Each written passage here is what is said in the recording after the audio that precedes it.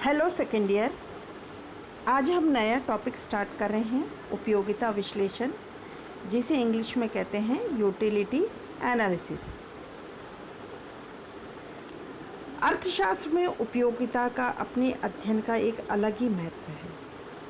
उपयोगिता उपभोक्ता की रुचियों पर निर्भर करती है, जिनके अनुसार वह अपनी सीमित आमदनी को व्यय करके अधिकतम संतोष प्रदान प्राप्त करने का प्रयास करता है।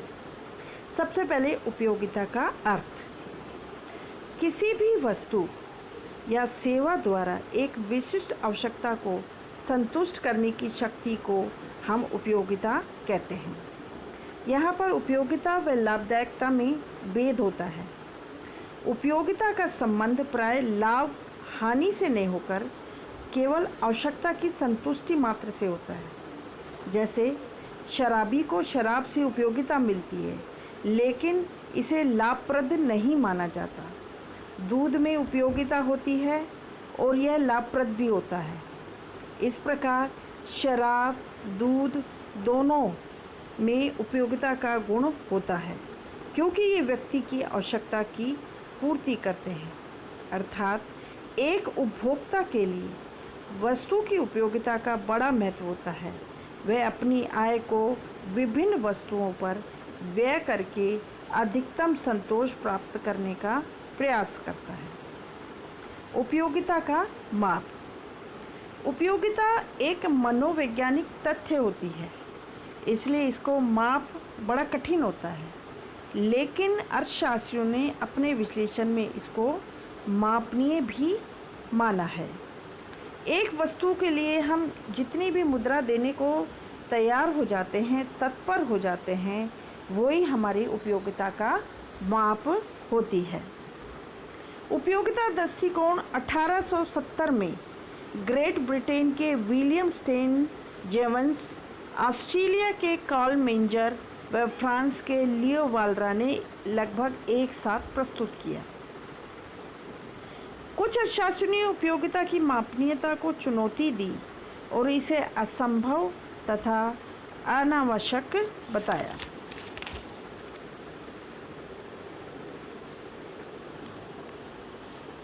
उपयोगिता विश्लेषण में एक वस्तु या सेवा से प्राप्त होने वाली उपयोगिता को मापा जाता है, इसलिए इसे गणनावाचक विश्लेषण कहते हैं।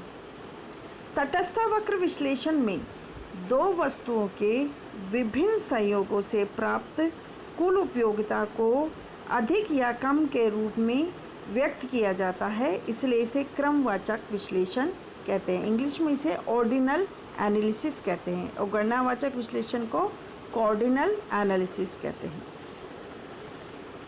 जैसे 5 इकाई x की और 6 इकाई y से प्राप्त होने वाली कुल उपयोगिता 4 इकाई x व 5 इकाई y से प्राप्त होने वाली कुल उपयोगिता से अधिक होगी। एक उपभोक्ता के तटस्थ मानचित्र पर कई तटस्थ वक्र होते हैं और प्रत्येक ऊंचा तटस्थ वक्र अपने से नीचे वाले तटस्थ वक्र की तुलना में अधिक संतोष का सूचक होता है। अतः उपयोगिता विश्लेषण गणनावाचक होता है और तटस्थ वक्र विश्लेषण क्रमवाचक होता है। कुल उपयोगिता व सीमांत उपयोगिता का तात्पर्य क्या है?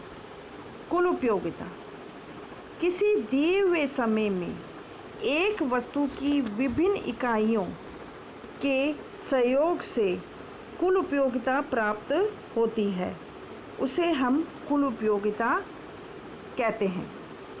वस्तु की कुल उपयोगिता एक बिंदु तक बढ़ती है, प्राय वह घटती हुई दर से बढ़ती है और अंत में किसी एक बिंदु पर वो अधिकतम हो जाती है। जिस बिंदु पर कुल उपयोगिता अधिकतम होती है उसे अधिकतम संतोष का बिंदु या संतृप्ति का बिंदु यानी सैचुरेशन पॉइंट कहते हैं। यदि उपभोक्ता को इस बिंदु के बाद भी उस वस्तु का उपयोग जारी रखने के लिए बाध्य किया जाए तो इससे कुल उपयोगिता घटने लग जाती है। अब सीमांत उपयोगिता से क्या तात्पर्य है? किसी दिए हुए समय में उपभोक्ता के द्वारा वस्तु की एक इकाई का उपभोग बढ़ाने से कुल उपयोगिता में जो परिवर्तन आता है उसे सीमांत उपयोगिता कहते हैं। मान लीजिए एक उपभोक्ता की वस्तु की n इकाइयों के उपयोग से कुल उपयोगिता 50 इकाई के बराबर होती है और n+1 यानी एक इकाई बढ़ाने से वो 55 हो जाती है, तो सीमांत उपयोगिता 55 = 5 होगी।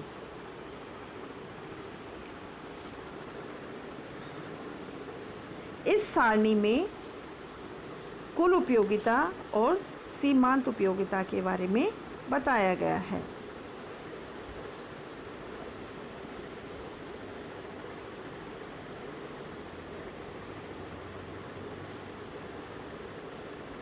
डबल रोटी की एक मात्रा एक डबल रोटी खाने पर कुल उपयोगिता 12 के बराबर मिलती है और सीमांत उपयोगिता 12 के बराबर ही होगी। दूसरी डबल रोटी खाने पर 20 के बराबर उपयोगिता यानी 2 डबल रोटी खाने पर 20 मिलेगी, तो सीमांत उपयोगिता क्या होगी?